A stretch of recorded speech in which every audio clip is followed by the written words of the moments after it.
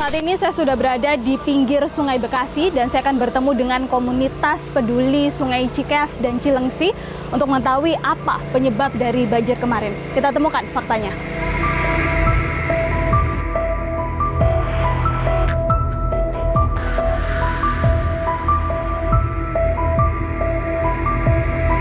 Saat ini saya akan bertemu dengan ketua dari KP2C atau Komunitas Peduli Sungai Cilengsi dan Cikeas. Memang medannya cukup sulit ya pemirsa. Baik. Selamat pagi Pak. Siap pagi. Dengan Pak Puarman, Pak betul? Puarman siap. Kami dari Fakta TV One. Pak Puarman, ini kita saat ini sudah berada di pertemuan ya Pak? Betul. Antara kali Cilengsi dan Cikeas. Cilengsi dan Cikeas. Betul. Kemudian bertemu di sini menjadi Kali Bekasi. menjadi Kali Bekasi. Oke Pak Puarman, kami ingin tahu seperti apa gambaran pada saat banjir yang terjadi kemarin. Jadi jam 21 ya, jam 21, jam 29 itu di pos kita, Cibongas namanya. 21 nih hari Senin. Hari Senin malam ya. Senin malam, oke. ya. Berarti masih tanggal 2 ya, tanggal 2. Di pos Cibongas ini, dari yang biasanya angkanya cuma 30, waktu itu mencapai 300 lebih. Nah, kami sudah menginformasikan kepada masyarakat bahwa sekitar 6 jam lagi itu akan ada kenaikan. Oke. Kemudian 1,5 jam kemudian air itu nyampe di pos Cilengsi. Di pos Cilengsi itu jam 23.30 angkanya sudah 500. Itu angka tertinggi yang bisa disorot oleh CCTV kita. Oke. Kemudian setengah jam kemudian jam 12.00 itu sudah tenggelam yang 500 tadi, tidak terlihat lagi. Oke. Kemudian jam 02.00 airnya nyampe di sini. 2.30 lebih kurang ya, air sudah nyampe di sini. Jadi 4 jam ya dari awal sampai ke titik sini. Nah, sebelum nyampe, 3 jam sebelum sampai, kami sudah memberikan peringatan dini kepada masyarakat bahwa akan terjadi banjir jam sekian ya 3 jam lagi. Nah, masyarakat diminta melakukan 3 hal. Tidak perlu panik, tapi melakukan 3 hal. Yang pertama adalah menaikkan barang-barang. Yang kedua adalah memindahkan kendaraan. Yang ketiga adalah mengungsi ke tempat yang lebih tinggi. Dan itu sudah kami lakukan dari awal sebelum terjadinya banjir. Makanya kalau Mbak dengar, walaupun sedahsyat apapun banjir yang sekarang, alhamdulillah tidak ada korban jiwa. Karena masyarakat sudah melakukan evakuasi mandiri. Kemudian tetap aja ada masyarakat yang terjebak. Apa yang terjebak? Yang terjebak itu adalah orang-orang yang selama ini jarang kena banjir. Ini beda lagi kasusnya. Kalau orang terbiasa kena banjir, dia sudah hafal tuh SOP yang 3 tadi.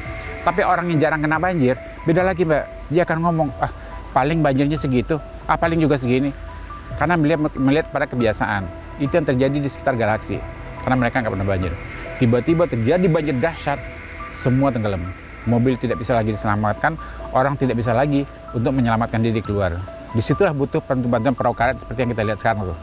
Itu perahu karet itu sangat amat berguna pada saat banjir kemarin. Nah, mohon maaf ya, saya agak emosional ngomong seperti ini ya.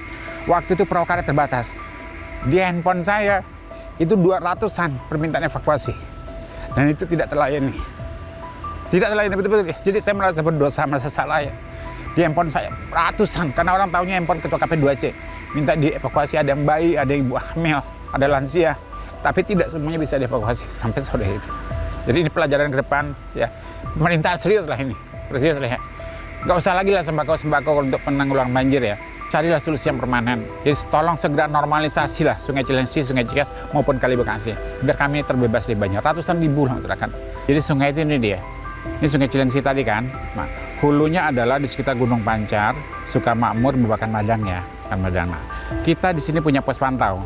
Namanya pos pantau Cibongas. Nah, pos pantau Cibongas itu normalnya itu hanya sekitar 50 cm. Tapi kemarin ini tenggelam di atas 350. Setelah itu kita nggak bisa mantau lagi. Di bawahnya kita punya pos pantau lagi, namanya pos pantau Cilengsi. Ya, biasanya kita lagi ngobrol sekarang, tinggi muka air di sana ada 60 cm. Sekarang ini 60 cm. Nah, kemarin tinggi muka air di sini ada 700. Bayangin loh, sekarang 60 cm, kemarin itu 700. 700 itu artinya 7 meter loh.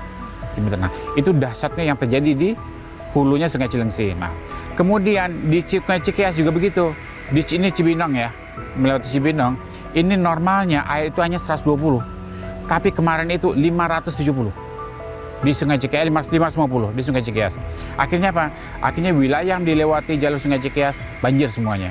Termasuk juga kuburan-kuburan ya, itu banjir semua. Nah, ketemu dia di sini, tempat kita sekarang. Jadi ke tempat kita sekarang ini dinamakan dengan P2C, Pertemuan Cilengsi Cikeas. Dan ini ujungnya Kabupaten Bogor.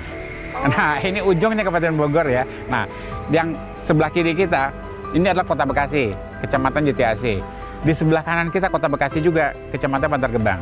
Nah, jadi kita berada sekarang di ujungnya Kabupaten Bogor. Dalam kondisi normal, air di sini itu adalah sekitar 180.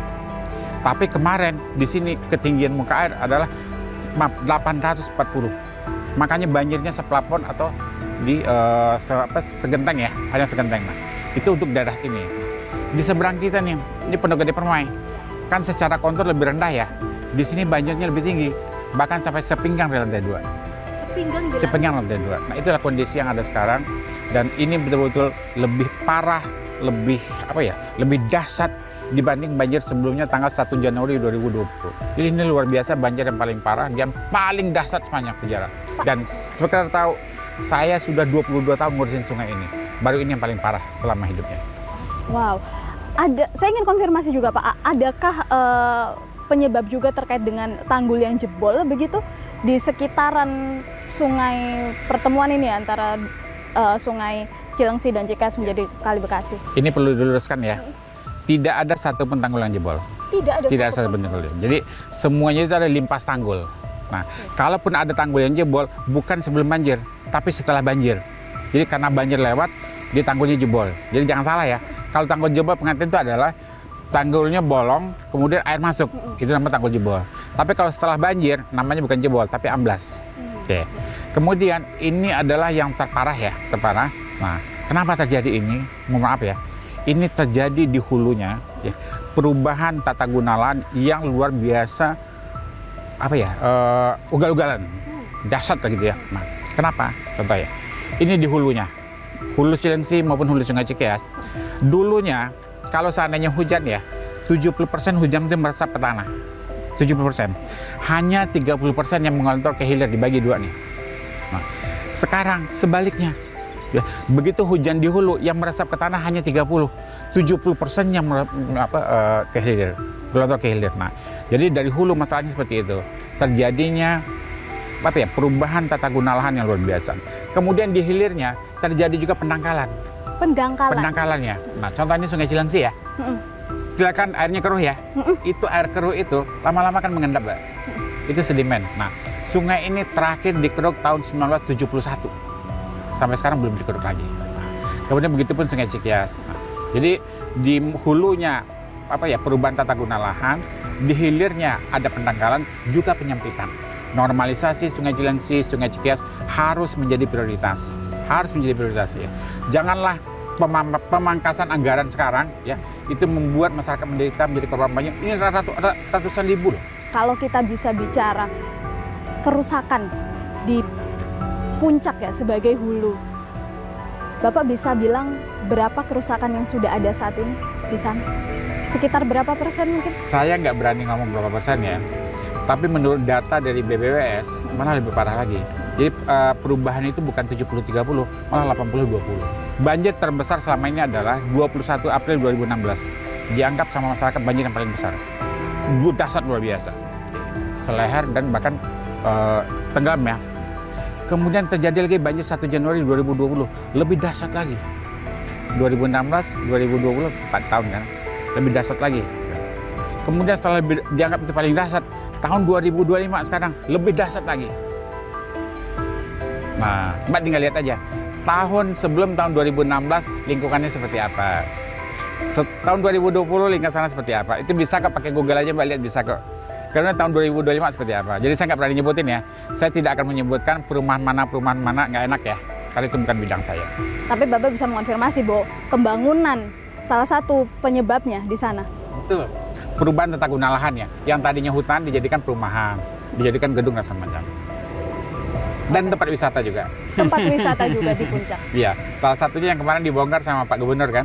Satu lagi juga saya ingin konfirmasi, kemarin kalau kita sempat mengobrol ya, berwawancara dengan sejumlah masyarakat yang ada di seberang begitu, mereka menyatakan kalau banjir ini datangnya tidak dari arah tanggul sini awalnya, tapi dari belakang. Itu seperti apa penjelasannya, Pak? Karena tanggulnya kan tinggi ya, Ya. jadi lama baru bisa limpas tanggul. Nah, air pertama kali masuk adalah di jembatan nih, di sebelah kiri kita, itu ada jembatan penghubung antara Villa Nusa Indah dengan Pondok Gede Permai. Nah, di jembatan itu, kalau angka P2C-nya 670, itu sudah limpas. Mereka masuk dari jembatan ini. Sama Villa Nusa Indah 1 juga gitu. Jadi begitu 670, ya, mau setinggi apapun tanggul nggak ada faedahnya lagi. Karena air sudah masuk dari sana. Saya juga cukup penasaran begitu ya. Kalau kita lihat banjir dari sebelum-sebelumnya, beberapa tahun belakangan ini, apakah kemudian daerah penyangga Jakarta ya, Bekasi dan sekitarnya ini menjadi daerah yang paling rawan, kemudian daerah yang akhirnya paling merasakan dampak dari adanya banjir yang hulunya tadi di puncak, atau seperti apa, Pak? Cuman saya mengingatkan aja ya, waktu banjir 1 Januari 2020, semua terkaget-kaget.